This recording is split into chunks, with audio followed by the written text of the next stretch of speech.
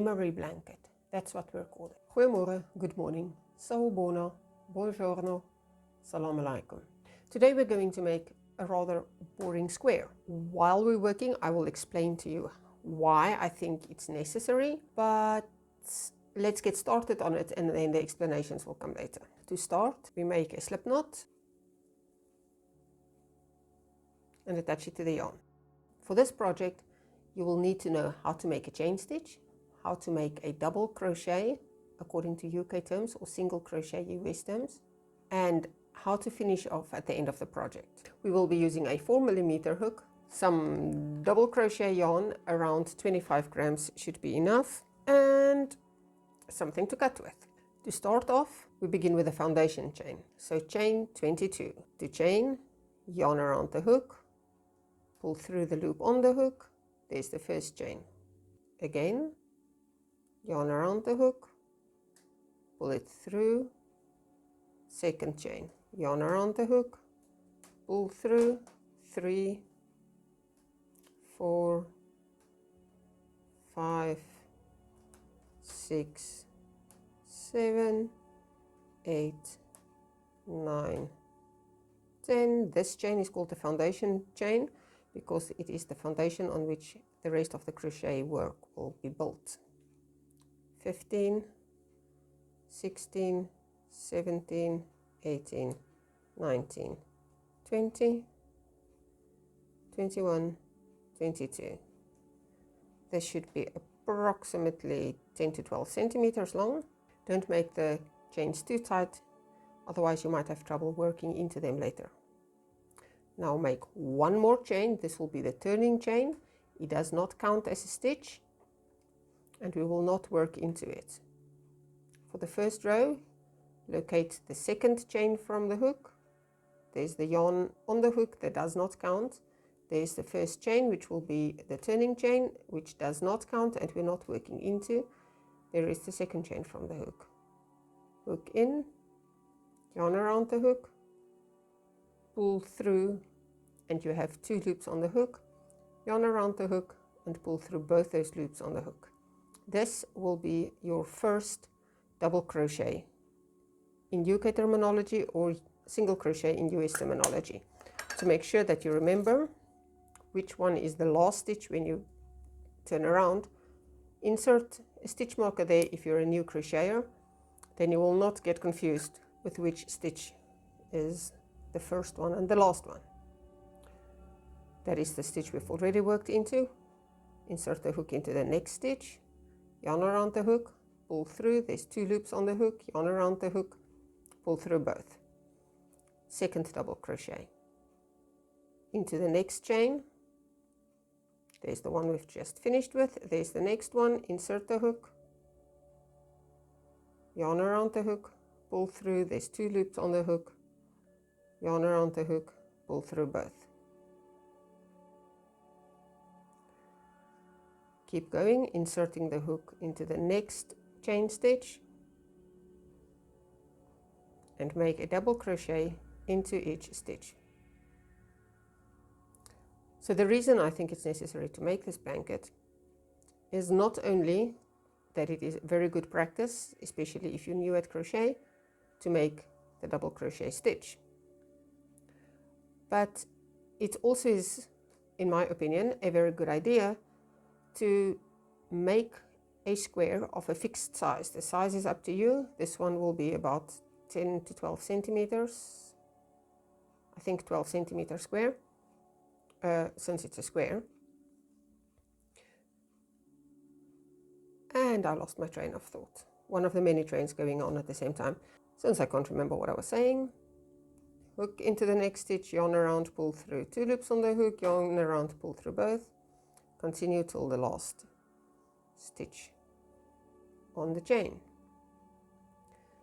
If you make a square of the same size for every new stitch that you learn, whether it be a regular stitch like a double crochet or a treble crochet or anything, or a more complicated stitch pattern, maybe cluster stitches or any kind of repetitive pattern, and you make one square of each until you're comfortable with them. You stuff them all in a bag. Then when your bag is full, you work all those squares together to make a blanket. I'll continue with that thought. Just now we're over at the last stitch of the chain. There you can see the slip knot that we started off with and the last chain stitch left. Insert the hook, grab the yarn, pull through, 2 loops on the hook, yarner on the hook, pull through both loops on the hook. Turn your work around, make the turning chain. That is the loop on the hook, there is the turning chain, and there is the last stitch that we've worked. Do not use the turning chain, it is only there to bring you up to the new height, it is not to be worked into. Insert the hook into this last stitch, which now becomes the first stitch of the new row. Yarn around the hook, pull through, yarn around the hook, and pull through both loops on the hook. Once again, grab a stitch marker. That there is the turning chain. Oh, my fingers are so cold. And this here is the last, no, actually the first stitch of this row. Mark it so that you know when you come back on the next row that you know which one is the last stitch to work into. Then continue working 1 double crochet UK terms or single crochet US terms into every stitch. Turn the work slightly towards you if you have trouble seeing the V's, making out the stitches. Insert the hook. You can see the hook goes underneath both V's of the stitch, and if you turn around to the side you will see these little holes where every stitch will be worked into. Insert the hook, grab the yarn, pull through, 2 loops on the hook, yarn over, pull through both loops, pull through both loops on the hook. Next stitch, insert the hook,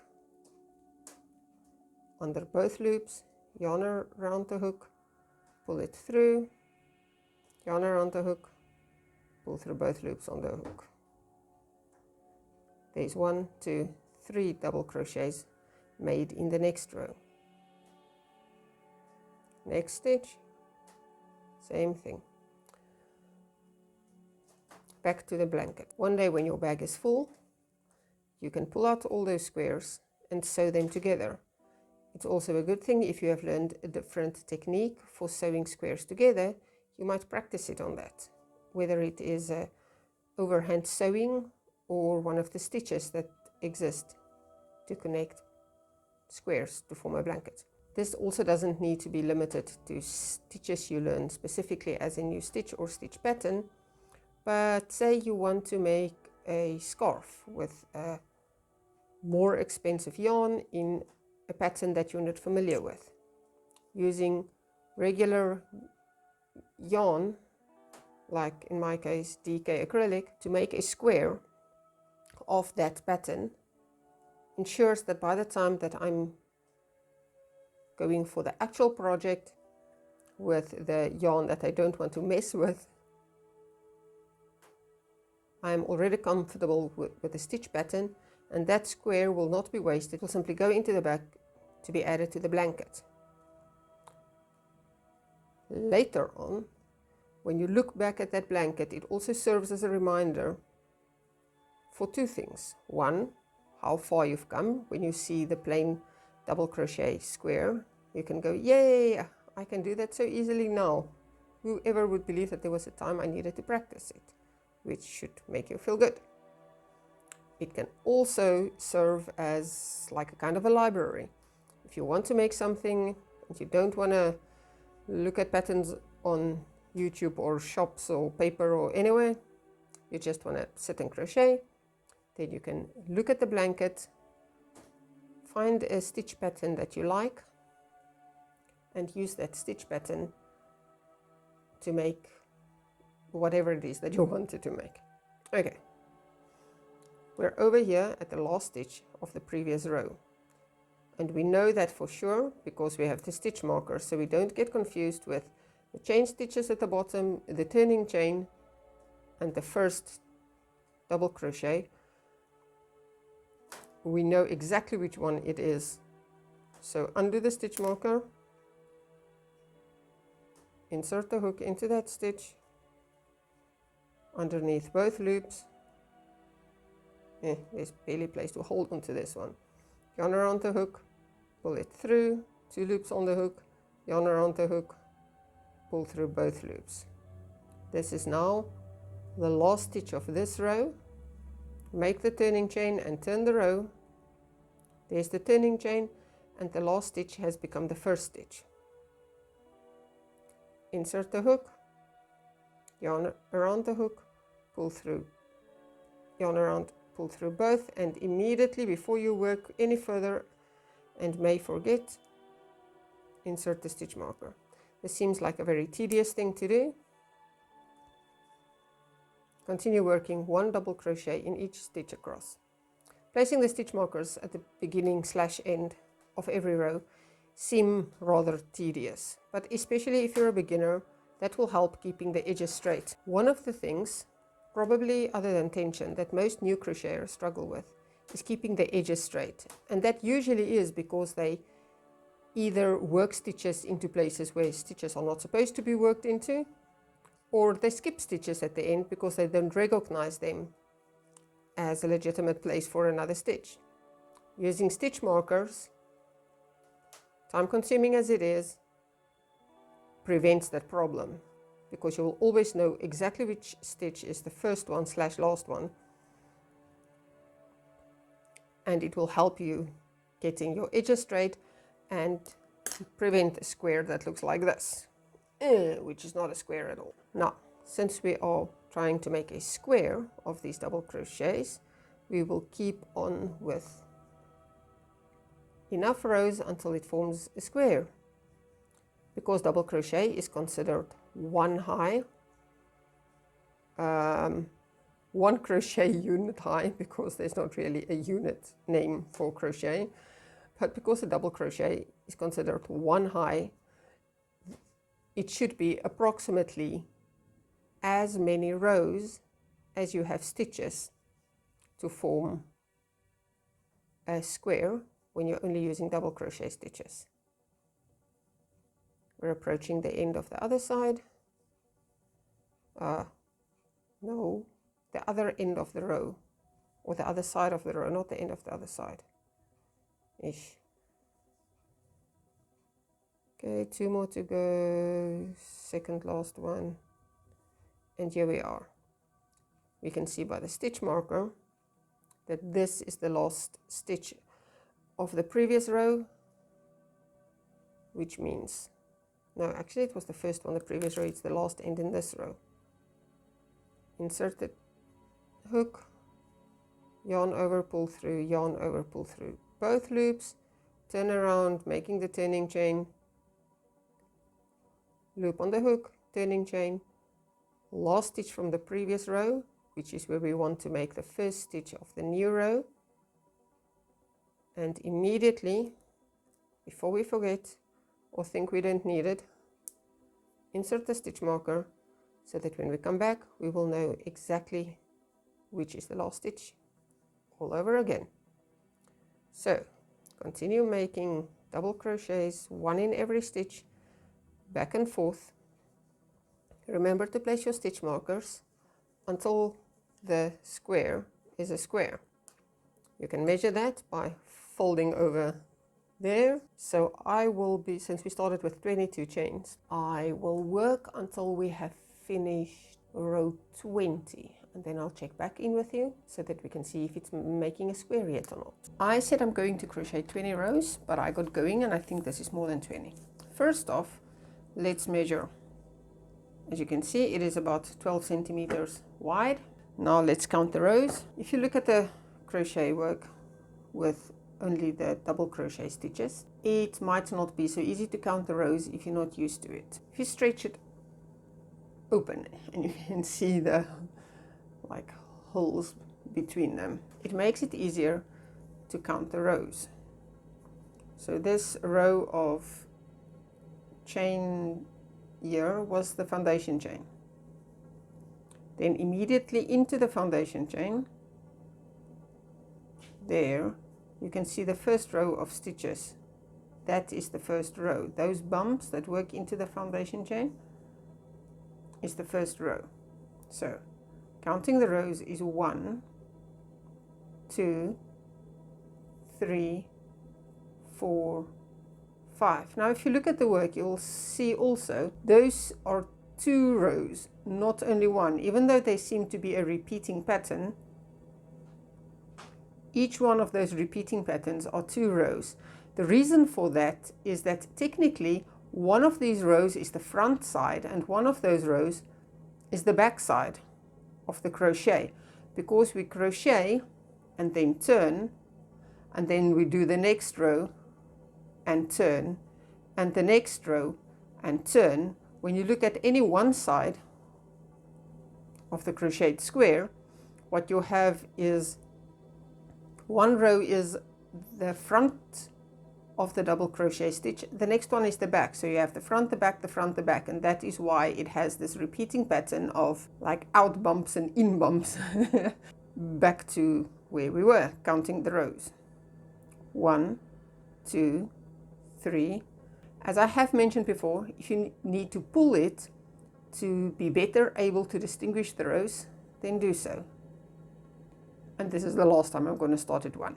1, 2, 3, 4, 5, 6, 7, 8, 9, 10, 11, 12, 13, 14, 15, 16, 17, 18, 19, 20, and 21 rows. So to see if it makes a square yet, we'll fold it on the double to see how far we are away from it being a square, and I'd say maybe 2 more rows. So we already have 21. I will make 2 more rows, and then after 2 more rows it should be a square. I would also advise you to ever so often, especially when you're newer to crochet, and in general for any stitch pattern that is a new challenge to you, or if you think you may have been distracted, is to every row or two actually count how many stitches there's supposed to be in the row and make sure that you are at the correct number of stitches, which we will do in a moment. Since we started with the foundation chain, since we started with a foundation chain of 22 stitches before we made the turning chain, there should be 22 stitches in each row. Oh, and we need a name for the blanket. So I've been thinking about it. Since the squares in the blankets can serve as a visual reminder of different stitches that are possible, and also to aid your memory in how much progress you're making in crochet, I think we'll call it a memory blanket. Let's count the stitches first. If you turn slightly so you can make out the V's, 1, 2, 3, 4, 5, 6, 7, 21 and 22 is where the stitch marker is. So we're at exactly the correct stitch count. So 1 more row. Of course, if you want to, you can decorate the plainer squares for your blankets, like the double crochet, which doesn't have a interesting stitch pattern, or you can leave them plain as a reminder, or you can not decorate them now, and perhaps later, if there's something that you want to try out, you can also try them out then on the blank squares, like perhaps surface crocheting or embroidery on crocheting, Last few stitches. So there we have it, 22 stitches, 23 rows, makes approximately a 12 centimeter square. So we will end off, chain 1, 2. It depends on how you would like to work your squares together. If you plan to sew them together, then I suggest leaving a much longer tail so that you can use this longer piece of yarn to sew the squares together. If you plan to sew in the ends and crochet the squares together rather than sewing them together, then a shorter tail end will suffice. Grab, pinch, pull, and there's the knot, and there's the square. Well done on the first square of your blanket. Until next time, have fun crafting!